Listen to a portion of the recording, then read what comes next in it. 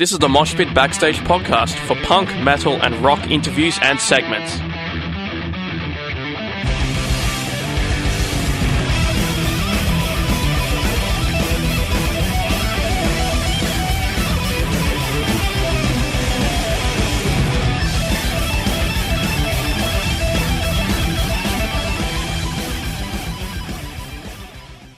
Loki is the vocalist for Hybrid Nightmares, who are releasing their debut full-length Almagest tomorrow. They'll be touring Australia through October and November, playing at the Eastern Hotel in Ballarat on October 20th and launching the album at the Everland Hotel in Melbourne on October 21st. Loki, thank you so much for joining me. You're most welcome, Ben. Now, let's talk about the album. When did you start working on it? You finished off The Ages. When did you start working on it after that? So, I believe we started working on Almagest in Easter or Labor Day weekend of 2015. So it was actually smack bang at the start of the Ages cycle. We tend to get together and do a bit of we call it professional development weekend, but it ends up being a 4-day barbecue to discuss what we want to do over the next year. And not last year, but the year before, we got together and started talking about what we wanted to do with the album. How do you guys go about writing the album? Is there particular members who contribute a significant amount? Is it a joint effort? How does that all work? Sure. So in this run, we did a bit more of a collaborative approach. John, of course, has historically brought a lot of the content, but this time, and this time as well, I'd say he was responsible for, at least in the first instance, most of the album. There's a track on there or two that were sort of Ben's original ideas. One of them's Gumley's. But once again, we you sort of bring in the riff bank and then chop it all together into the final product. And that was quite a lengthy process this time. So we wanted to take our time with it to make sure the album was just right. In terms of, you've got the music, but with a concept album like this, obviously that kind of plays a really large part in it, and it can kind of shape the album to an incredible degree. What kind of came first? The music? Did you start writing the music? Did the ideas start flowing about what you wanted to write the lyrics about? Where did that all fit in? Well, in that first concept meeting, that first barbecue back in 2015, John sort of came and said, "Look, guys, I've got this idea for a concept album about the Almagest, Almagest rather." And he came to us with the idea, not so much the lyrics or the story, but the core of it. We wanted to follow this sort of model. We wanted to be around the Almagest, involving some kind of journey, either outwards or inwards or whatever it might be. So at least for this instance, for the album, the concept very much came first, and we tend to do that with our releases as well. With the Ages, we were sort of like, oh well, as you recall, it was about. It's loosely based on the Hindu yugas, and so we said, we want to do the release like this, and we did like that. And very similar to Almagest. It was very much a concept first before it was an album. What is the Almagest? Okay, so the Almagest, or other Almagest, was written by Ptolemy quite some time ago, and it's about, it was sort of the original model for the solar system, where Earth was in the middle and everything sort of revolved around us. And so we based it on that, and it's, you can see that through the track titles, through the album artwork, through the story, the way that the pilgrim, as he's known, journeys outwards from Earth to the edge of our solar system. And so that's where it's rooted, but then we've taken elements from various other sort of, like we tend to do, various other stories, historical fiction, as well as other religions, esotericism, that sort of thing. The idea of sort of journeying through zones on top of or around each other, very sort of reminiscent of Dante's and the Divine Comedy. People obviously think of the Inferno, but given this kind of heavenly idea, maybe the paradise is perhaps more apt for this. Did that play into it at all? A little bit. There's a slight nod to Virgil with the guides. There's two guides you'll see on the cover. The pilgrim, as it's known, has these two guides, one sort of representing reason and logic and the other representing zealous faith. they tend to guide him through. So that was drawn, or at least is an homage to Dante's Inferno and Virgil in Dante's Inferno. But a lot of it is more heavily to do with the concept of the Almagest, Earth being the centre, and the journey of the pilgrim towards whatever is at the edge of its life.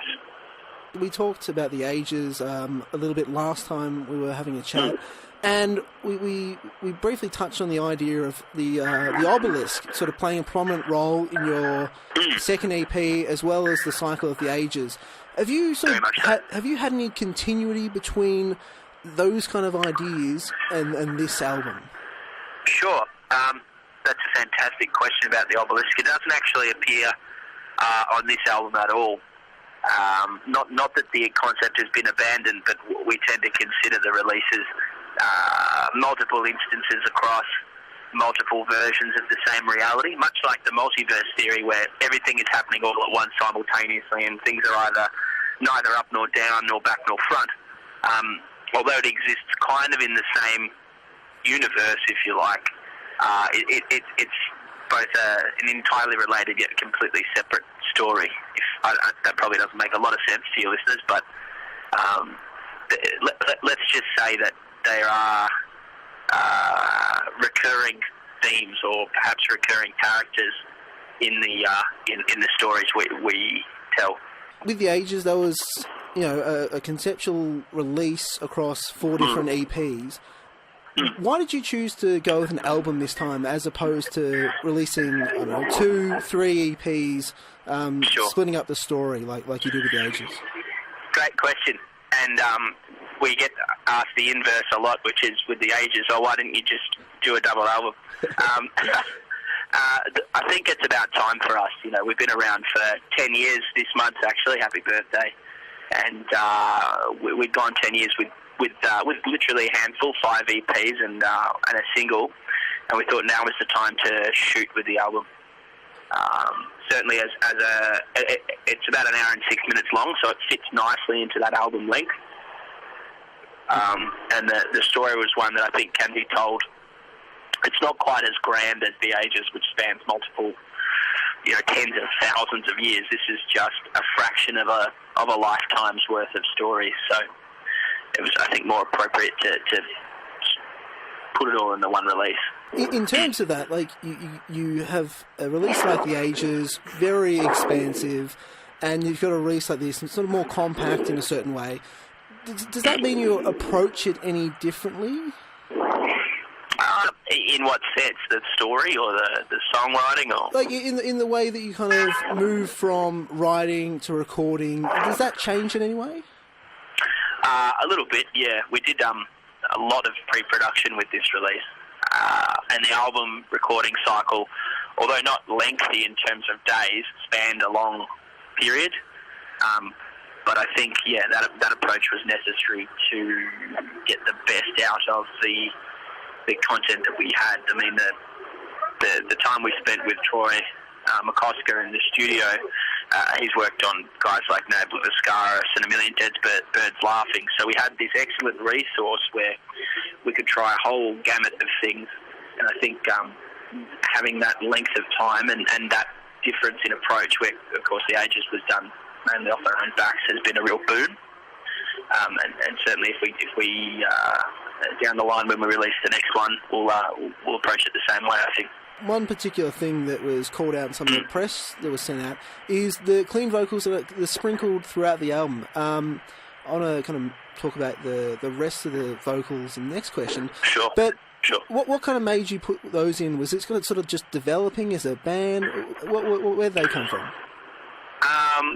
We were looking to sell out. No, the clean vocals feature mainly on Soul, which would be one of my favourite songs. And I think when we put that song together and we were writing, or at least I was writing the lyrics for it or how I wanted to do it, none of us could hear it with screaming. And originally we had demoed it with all screams, and we went, this isn't right. So we went to great lengths. I did singing lessons, and we paid millions of dollars for Kanye West's auto-tune. And that was the result. And we're really happy with it. It's not so much a change of...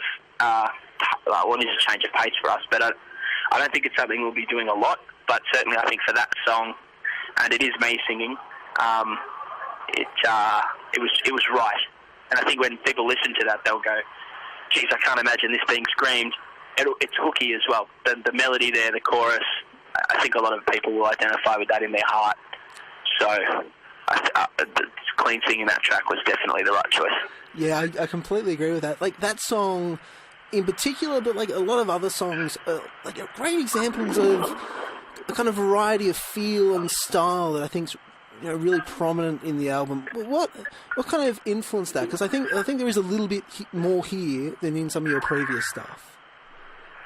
I mean, a lot of the stuff we listen to these days, I listen to a lot of avant-garde and experimental noise music, which probably doesn't come through as much as the metal influences. But we've spent a lot of time listening to bands like Obliviscaris and Satyricon. Enslaved have had a big influence on us over the years. So certainly a lot more of the progressive elements of what we do, I think, are present on the album. But we didn't approach it trying to pigeonhole it as, oh, great, now we're Australia's this band. And I think we've succeeded in that. It's very much its own sound. I struggle to think of bands that are doing... There's definitely some similar bands out there, but they're not quite doing what we're doing. You know what I mean? Like, I couldn't place it. No, definitely. Which I was really, really happy with. Really happy. Yeah, definitely. Certainly you can hear the influences from the black metal and the progressive metal, but I think we're doing something a bit different. Oh, definitely. In terms of like the rest of the vocals, it kind of, there was a little bit of mix-up, and the delivery was just really great. I loved it. Is that something that has come through as part of the singing lessons? Is that something you're working on separately? How have you been going about that? Diversity in the vocals, I think, just comes with time. I've been doing extreme music and singing in extreme music for 12 years now, and I think as you go on, your voice settles a bit and you start to realise what you're good at and what your strengths are, and work on... You play to your strengths, but work on your weaknesses. So the vocals here, although seemingly more diverse, are actually more natural for me. You released your first music video for Alter. Like, when you go about picking a song that you're going to do a music video for, because you're only ultimately going to do maybe one music video, why do you pick that song, and what was that whole process like working on it? So the process for Alter was fantastic from start to finish for us. We'd never done a music video before. We've recorded one that we never released. It may surface on a DVD, somewhere in the annals of time, but certainly not anytime soon. But we sat down and said, well, what song do we think best captures the spirit of this album for what we're trying to release? And Alter has everything. It's got a headbanging riff. It's got an anthemic chorus. It's a great moshing song. It's a great headbanging song, and also a lot of the weird, not heavier progressive stuff that we do features in that track. So I think that's why we picked that song. Also, from the video clip perspective, we had the privilege of working with Imperium Pictures, who are a new crew. And they were a joy to work with. That clip was recorded in less than a day, and we were very happy with the result. The album's going to be released tomorrow. For you, what does that day look like? Is there anything special about the release day? Yeah, it's a full moon.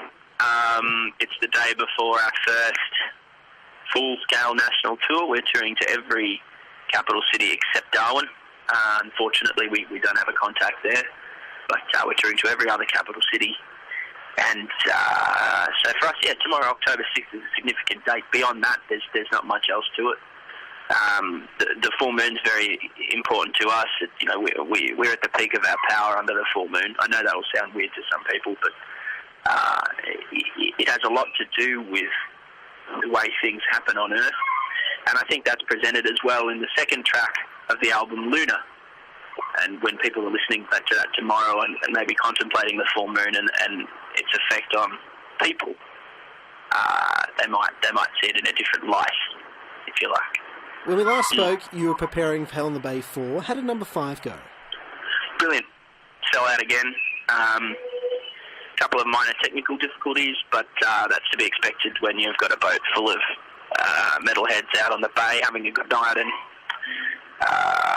you're not entirely in control a lot of the time. You know, you depend on the boat to have its power supplies and that sort of thing. But everyone had a fantastic time. There was no trouble. Everyone went home with a smile on their face saying, "See you next year, Loki, see you next year, Loki." So, you know, we love it. We're gearing up for number 6 already. And I don't think that'll stop any time in the near future. Your new costumes, love them. They really embody kind of the idea of the space, but in a really mystical kind of way. How'd you go about creating them? We sort of went to, so our drummer, Adam, he built those costumes from scratch. Or rather, forged the armour in the hell, fire, and all that sort of stuff. He built those costumes from scratch in his garage. And we went to him with like, I wanted to have big shoulders, or I wanted to have this sort of vibe. And we had some sketch drawings and that sort of thing. And then he came back with what we call the armour now. And we were stoked. It's easy to breathe in. It's lightweight. It's cool. It looks really warm, but it's actually quite cool. And it looks cool. It looks great. I can't think of anyone, at least in Australia, who's approaching their live show that way. So, yeah, again, we're doing something, I think, a little bit special and a little bit different. This is one of these kind of weird things that often with almost everything in life, the more you do of something, the easier it gets.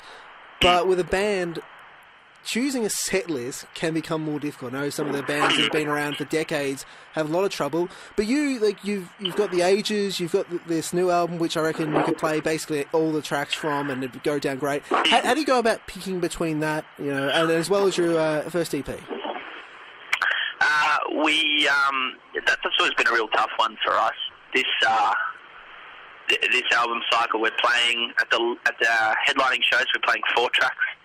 At our touring shows, depending on the set length, we're playing between 2 and 4 tracks off the new album. There are no songs off the self-titled in any of the sets, and there is a handful of songs from the Ages. And I think for no other reason than set length and what we think fits conceptually within the set.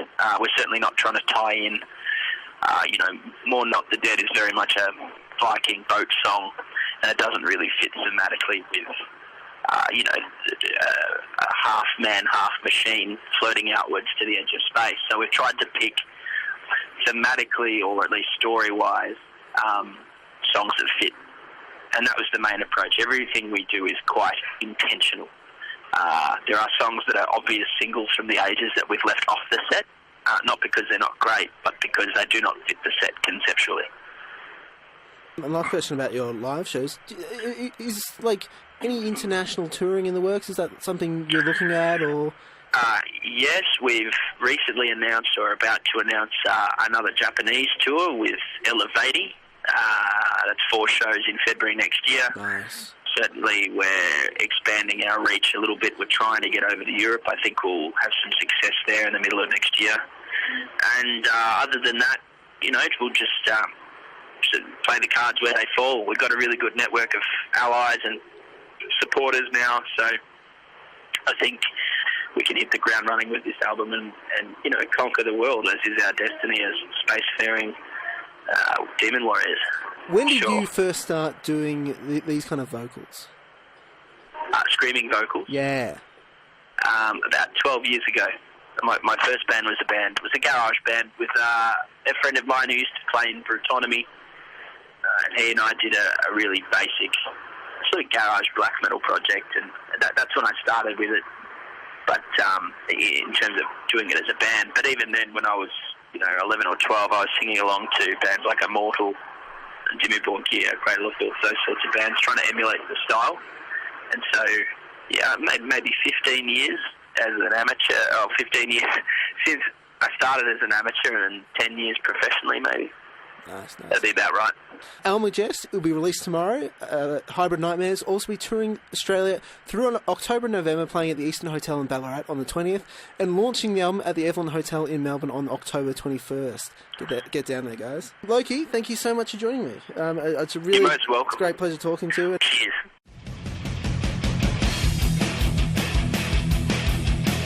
Thanks for listening to the Mosh Pit Backstage podcast. You can subscribe to us on iTunes and Omni. To find out more about the show, go to www.syn.org.au/moshpit. Like us on Facebook at facebook.com/moshpitonsyn, and follow us on Twitter and Instagram at moshpitsyn. The regular Mosh Pit radio show broadcasts punk, rock and metal tunes and interviews every Thursday nights on Syn 9.7 on FM and digital radios. Listeners outside of Melbourne, Australia can stream Syn 9.7 online at www.syn.org.au. Thanks to Vintage Ruin for the music. Hi, this is Tommaso from Flash Gun Apocalypse. Hi, I'm Enid from Girls Go. I am Phoebe Pinnock from Heavenly Axe. Hey, this is Gary Olney of the Misfits. Hey, this is Kat Sproul from Horizon's Edge, and you're listening to The Mosh Pit on Syn FM.